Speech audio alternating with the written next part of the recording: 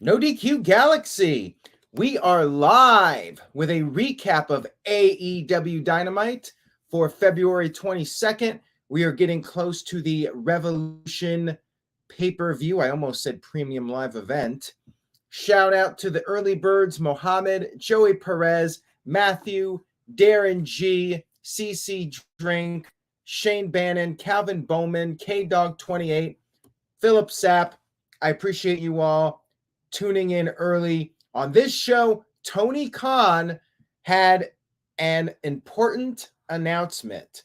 So make sure you guys stay tuned to this live stream for the revelation of this important announcement.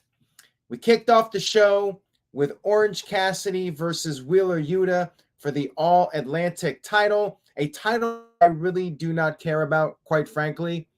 But these guys, they put on a wrestling match. Back and forth here, lots of near falls exchanged right off the bat. It was a battle between these two for sure. Orange Cassidy was getting the early upper hand, so Wheeler Yuta went to the outside to regroup, and then Claudio came down to ringside, slapped Yuta, and that fired up Yuta. He started getting more aggressive. He started getting booed by the fans. Worked over Cassidy, but could not put Cassidy away. The crowd was chanting, "This is awesome." Tony Khan sent his justified "This is awesome" chants. Yuta spit his gum at Orange Cassidy, so Cassidy spit back at him. And they fought on the outside of the ring. Yuta got back body dropped onto the apron. Cassidy hit a DDT off the apron onto the floor. Got Yuta back in the ring. Went for the orange punch. Hit it, but Yuta kicked out. Yuta got hit with the beach break and kicked out once again. And finally, Orange Cassidy won with a second orange punch. Wheeler Yuta hanging in there as long as possible, kicking out of some stuff before he finally went down. Match was good, but again, because I don't care about the title, it's hard for me to get emotionally invested. Steve-O, I'm not going to talk about it at the end because the end of the show had something monumental. Stay tuned for that too. I have to have a hook so people will stick around for the entire stream. Match was good. It was your standard good Dynamite match. I just don't care about the title. Now, Claudio came back out after the match, and Cassidy wanted a hug. Him and Wheeler Yuta were, of course, part of the Best Friends team back in the day before Yuta joined the Combat Club. Now, Claudio said, no hug. And Yuta left the ring, did not hug his old friend, Orange Cassidy. Heel turns, plural. And more on this in just a little bit. But this was very heelish, I thought. Maybe Wheeler Yuta needs this because as good of a wrestler as he is a charisma vacuum. I'm one to talk, but as far as a television personality goes, bit of a charisma vacuum. Maybe a heel turn will do him some good. We then had Renee Paquette backstage interviewing Evil Uno and Hangman Adam Page, and Uno said no matter what, he does not want Page to get involved in the match. Evil Uno means business. He's gonna show Jon Moxley what Evil Uno is all about. And we're all thinking at home, sure you are, dude. Sure you are. Next up, we had Ricky Starks coming down to the ring for a promo, and he said that he is accepting that he will not get his rematch with Chris Jericho. He has an open contract for Revolution because as his song says, the revolution will be televised. You cannot have revolution without Ricky Starks, of course. Shout out to good old JM, Jeff Meacham, who was kind enough to invite me to Disneyland today, and that was a lot of fun. Great to catch up with JM and Brett Buchanan and JJ Williams, two No DQ alumni, and JJ is still active. Brett actually might be on the No DQ review soon, so stay tuned for that. Good to see all of them today. Had a lot of fun with those guys. Now, Ricky Starks said that he knows somebody in the back is itching to get on the card. And of course, Chris Jericho arrived and said that he can beat Starks anytime, but the match is never going to happen. Wished him luck with the open challenge. And then Peter Avalon answered the challenge. Jericho took him out with Judas. Jericho got in the ring, said you cannot have Revolution without Chris Jericho. And Starks brought up how Jericho needs JAS to interfere in the matches, but he does think Jericho can do it. He can beat Starks without the help of JAS. Jericho said he would sign a contract, but he did not have a pen. However, Starks did have a pen, and Jericho took it. And a little throwback to the list of Jericho. Jericho clicked the pen, which might have gotten the biggest of the night. That's crazy. And he did, in fact, sign it and warned Starks that nobody outsmarts the Ocho. So there you have it. It is set. Chris Jericho versus Ricky Starks. I mean, we all knew it was coming, but there you go. Joey Perez said, what's my favorite ride and food from Disney? I did not eat any food because it's hella expensive, but favorite ride, Pirates of the Caribbean, still my all-time favorite, and got to do that one today. So that was a nice time. We had a video package with the various teams to hype up the tag team battle royale. And then we had a tag team match. We had Lee Moriarty teaming up with Big Willie against the Acclaimed. Max Caster did his rap and made a little reference to Big Willie's past, said that he contacted Big Willie's girl, and she said he is SAWFT. Crowd was really hot for this. And by the way, pretty big crowd for Dynamite. This was their first show in Phoenix, and the visual look to Dynamite was a lot better this week, considering they had a bigger crowd in a major arena. Definitely looked more major league than the last few weeks in Laredo, Texas, and where were they the previous week? El Paso, I think. Anyways, back to the match here. Crowd was chanting Scissor Zona, which was quite unique. And you had the Guns, Austin and Colton, the tag team champions. I still can't believe that. They were at the ramp, and they were attacking Billy, their father. Lee Moriarty almost beat Bowens, but Bowens was able to recover, and he tagged in Caster. Caster hit the mic drop and picked up the win. We had Tony Khan.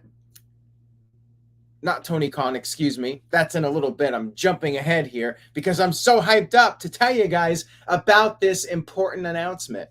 So anyways, Tony Schiavone, the other Tony, spoke to Christian Cage on the stage, and Jungle Boy, in a rage, speared Christian Cage, attacked him, but then grabbed a couple of chairs to hit the concerto, and he hesitated. Not Jericho.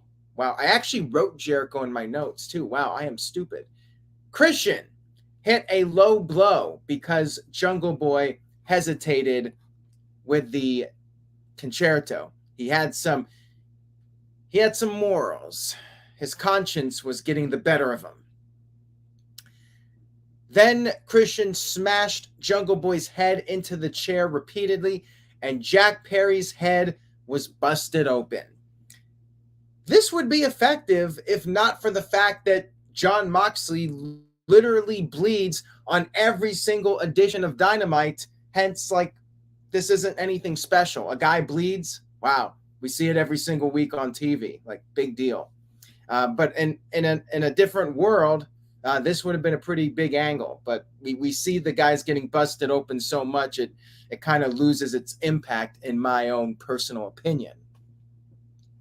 Next up, we had Saraya versus Blue Skye. Blue Skye had no entrance. I mean, an entrance wouldn't have mattered anyways. Nobody would ever expect her to beat Saraya, considering this is only like Saraya's third or fourth TV match since returning. And they were not in the 9:15, 9:30 segment for a change. They're actually in different spots now, which is a positive. I will give AEW credit for that. So Blue Skye did get in a little bit of offense, but she was a stupid baby face because she got distracted by Toni Storm not once, but twice. And of course, Saraya won with a submission. And then afterwards, Jamie Hayter ran down to the ring. What is her name? Sky Blue? What is her name? Blue Sky, Sky Blue? I'm not even sure. But yeah, Jamie Hayter and Britt Baker came down to the ring. They wanted to fight. And then Ruby Soho appeared on the stage and did the little "I want the championship" taunt. And we have more on that here in just a few moments. We had Bryan Danielson come into the ring for a promo, and he said it feels good to be back in Arizona. Now, of course, Bryan and Brie lived in Arizona for quite some time. I'm not sure where they're at now. Caitlin might know. Jeff might know. I think they're in Arizona, but I'm not sure. I know they go back and forth between California, Washington, Arizona. They might have homes in all those states for all I know at this point. So anyways, they do have the history in Arizona. I know that much. And MJF quickly interrupted this promo. And MJF talked about how he got with this girl at one point and she left him. The crowd chanted, "What?" and "You deserved it." MJF just ignored the "what" chants, which was probably the smart thing to do. He said she left him because he's unlovable. And the only thing he loves now is the big, beautiful belt, the Triple B. He said that everybody loves Bryan. They scream yes. He has a family, but he takes it for granted.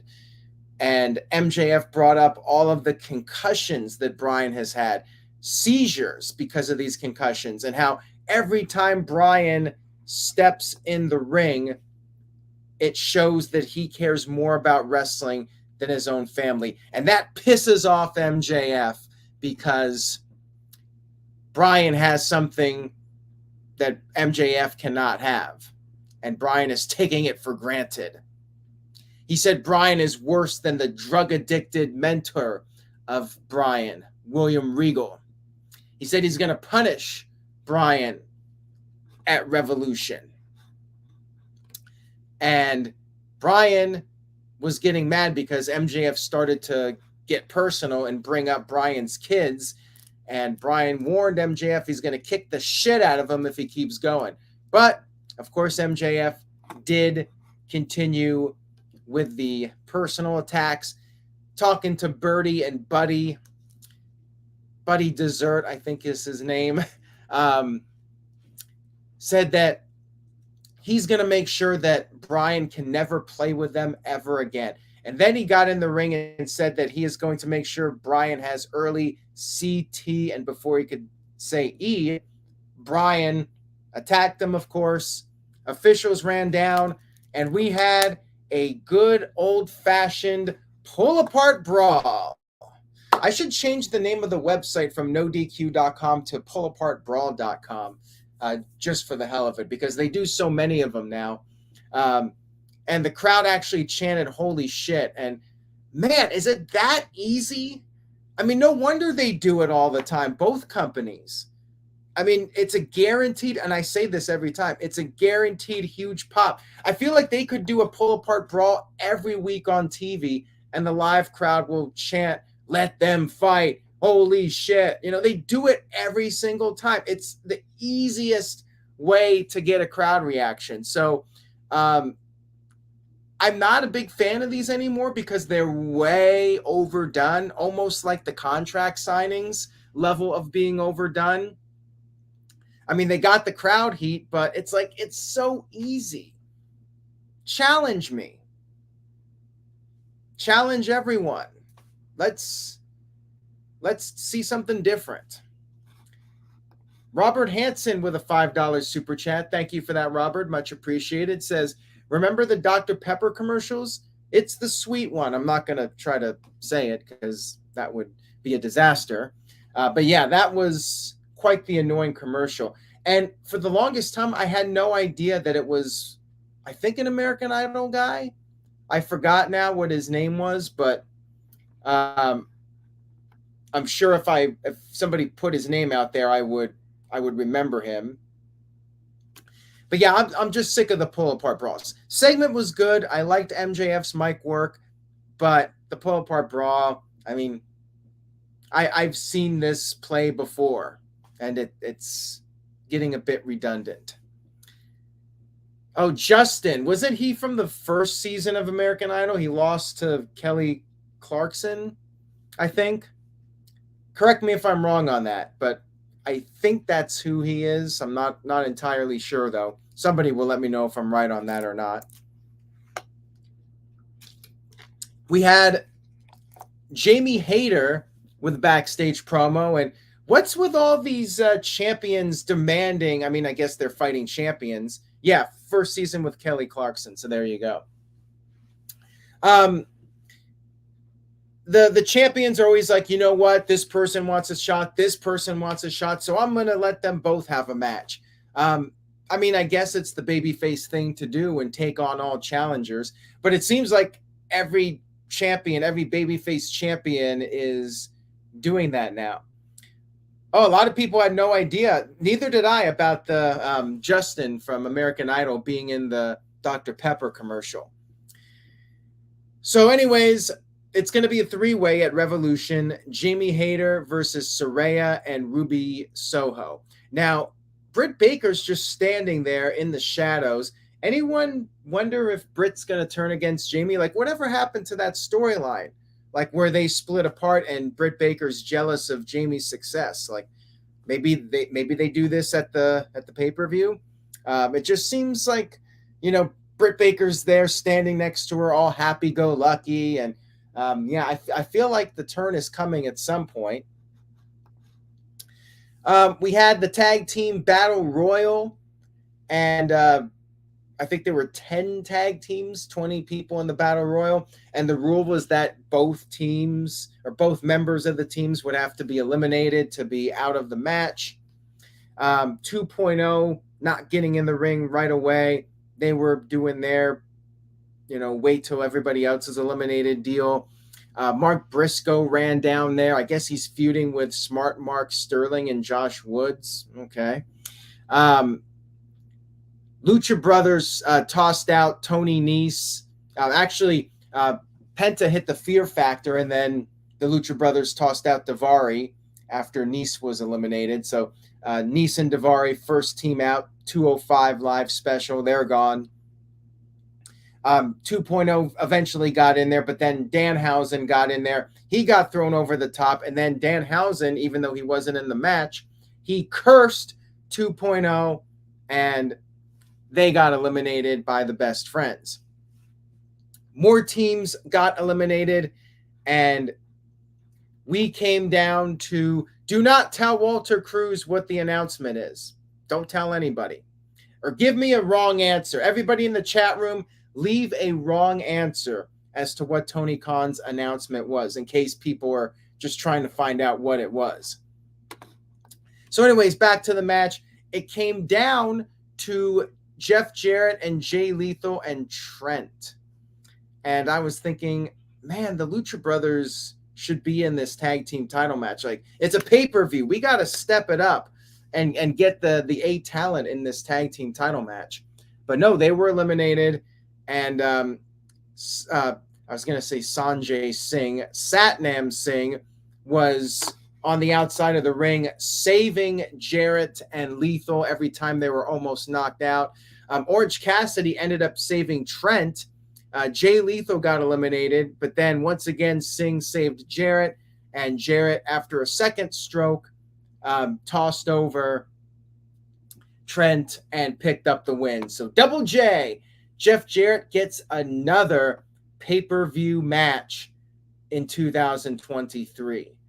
That is crazy. How does Jeff Jarrett do it?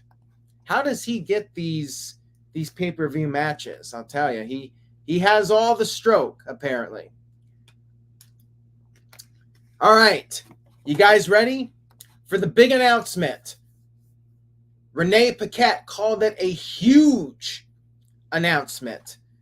But I guess Tony Khan did not want to be the one to actually say it. He appeared on camera very briefly, and he quickly introduced, basically turning over the segment to Adam Cole, baby. So if the segment gets negative reactions, it's Adam Cole's fault because he made the announcement, not Tony Khan. So anyways, the big announcement, drum roll, just like in Christmas Vacation. Everybody at home do it right now. Do the drum roll. I'm listening. Thank you. In March, there will be a weekly 1-hour television series, which will air after Dynamite. It will be called All Access. And it will feature people like Adam Cole and Britt Baker, so on and so forth. And Adam Cole also revealed that he will be returning to the ring soon. He said he's going to be the best Adam Cole he can be. So that was the announcement. Dylan sent in a $5 super chat. Thank you for that, Dylan. Much appreciated. He says, not really getting the Tony Khan hate lately. It's just two dudes beefing on Twitter. If you're fighting for WWE or TK's honor, you need to get a life. Wrestling fans get very passionate about this, and there are a lot of people that hate watch wrestling, whether it's WWE or AEW, and Tony Khan has his haters for sure. A lot of people think he's Jacksonville Dixie Carter, and a lot of people think that he acts too much like a fanboy instead of a promoter. I mean, he is a fan, and sometimes that can be beneficial to the product. Sometimes it can be a negative. Depends on how you look at it. Walter Cruz with a $2 super chat. Thank you for that, Walter. Appreciate it. Thank you guys for the super chats tonight. Says, it's because Jeff Jarrett knows Big Baller G is watching. I mean, that must be what it is. Tony Khan is smarter than Jim Cornette might give him credit for. Tony Khan knows that if Jeff Jarrett is in the pay-per-view match, Big G is more likely to buy it. And Big G is a big baller. And if Big Baller G spends the money on AEW, it's possible that other big ballers will put down $50. I see what you're doing, Tony Khan. I actually think it's quite clever because I think you're going to get at least one big baller out there to order the pay-per-view because Jeff Jarrett is now on the card. And I'm a little, well, I guess I'm not worried, but yeah, All Access is going to be after Dynamite. So he's cutting into my time here. What are you doing, Tony Khan? This is no DQ time after Dynamite. And now you got this show that, well, I don't think Roads to the Top really hurt us too much. But yeah, you're trying to compete against me, Tony Khan. I do not appreciate it.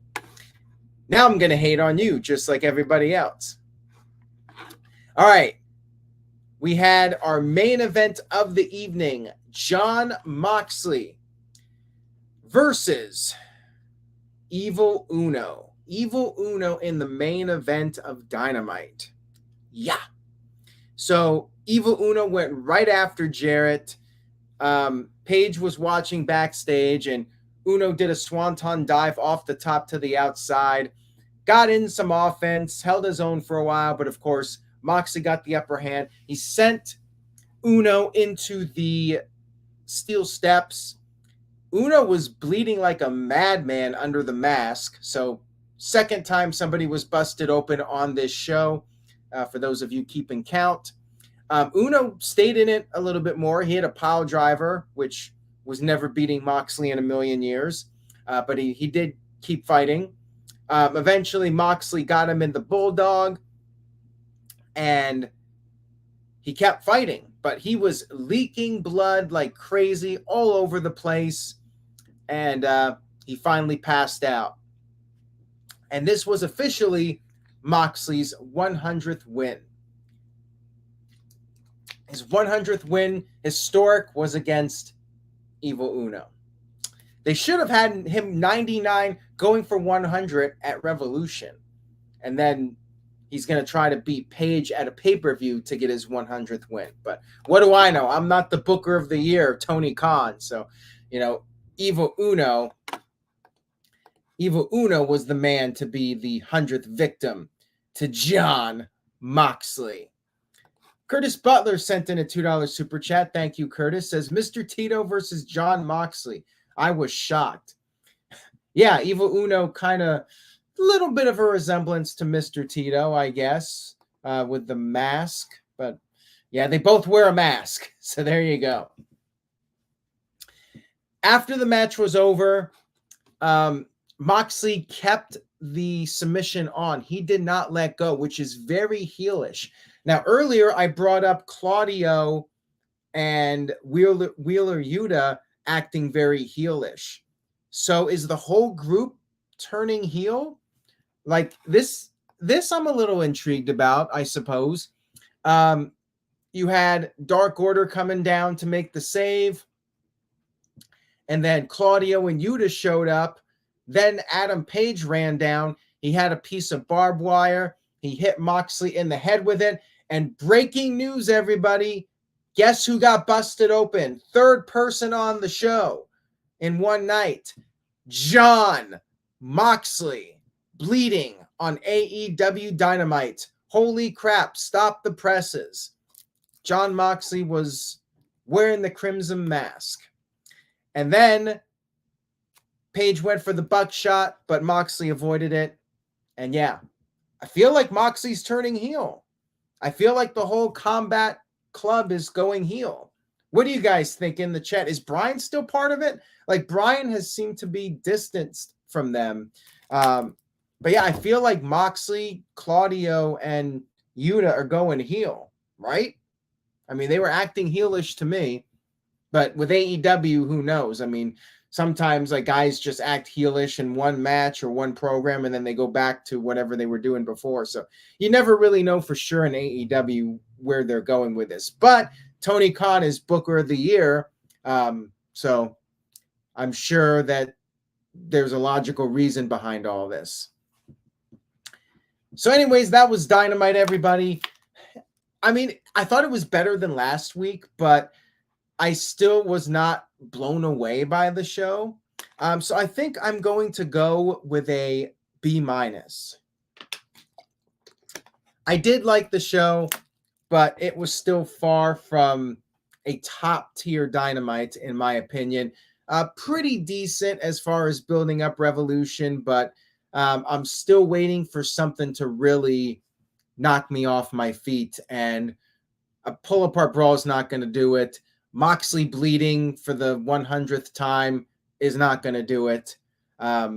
Jericho clicking the pen was probably the most effective thing as far as build up for the show goes. So there you have it. Anyways, we got one more Dynamite, and Phoenix was a good crowd, so that definitely helped too. Stay tuned to NoDQ.com for all the very latest wrestling news and rumors. And again, shout out to Jeff Meacham, shout out to Brett Buchanan and JJ Williams. We're going to try to get Brett on a No DQ review. He's got some opinions. If he gets on, I'll tell you guys, he is very opinionated on AEW, and it's going to be a fun stream. I mean, I'm going to have to be in AEW defense mode for that one. So anyways, guys, take care. Enjoy the rest of your week. And I appreciate you all. Much love to everybody out there. Stay safe. Peace and happiness, peace and love, all that good stuff. Say yes to NoDQ.com, and I will see you all next time.